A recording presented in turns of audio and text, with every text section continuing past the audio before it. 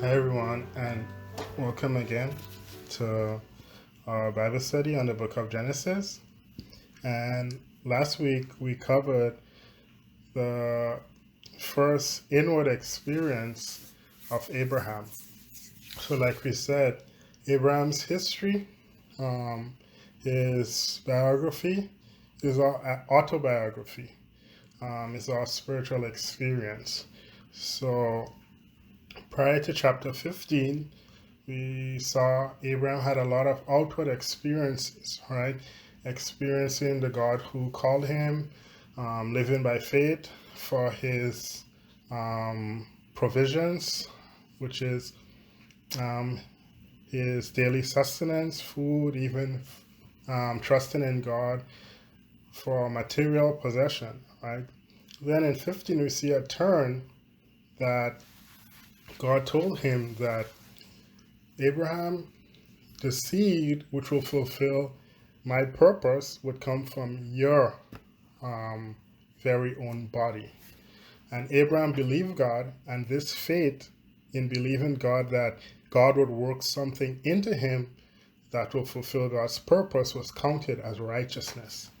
And in that lesson, we saw that this seed is Christ, and the land is also Christ, right? So, following this, we come to Genesis chapter 16, and Abraham in Genesis chapter 16 still didn't have this seed, right? So, he and his wife came up with a plan.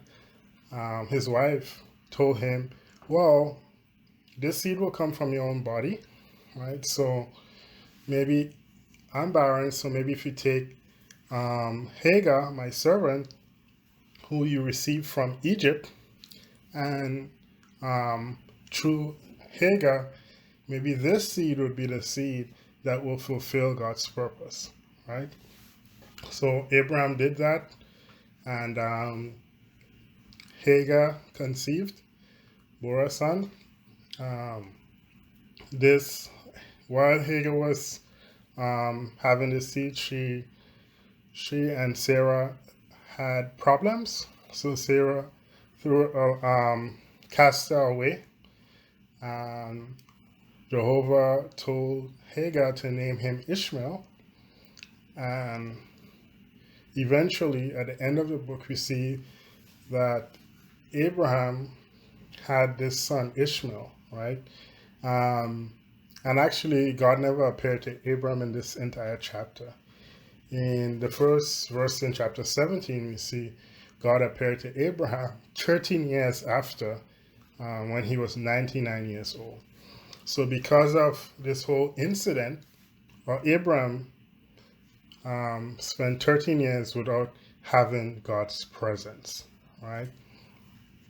So, how does that relate to our spiritual experience? So, these two women, Sarah and Hagar, are allegories, right? And these allegories are of the law, Hagar, and of grace, Sarai. And we see this in Galatians 4, right? So Paul, when he was speaking to the believers in the province of Galatia, he mentioned these two women, Sarah and Hagar, and showed that these are allegories. So we can allegorize these two women because the Bible allegorized them, right? So how does this relate to our spiritual experience? So just like Abraham, we come to a point we believe that God would work something to fulfill his purpose, right? So even we have a desire to fulfill God's purpose because Abraham's seed, on the one hand, yes, he wanted a seed, but on the other hand, this seed he knew was for the fulfillment of God's purpose, right? So he was desperate for that seed, right? So instead of waiting on God or waiting on God's presence, he used something he obtained from Egypt. And as you remember, Egypt typifies the world, right? So this can be likened to us using something from the world, some worldly means, to try to fulfill God's purpose, right? So, for instance, one example, God's purpose is for us to bring many sinners to Christ, right?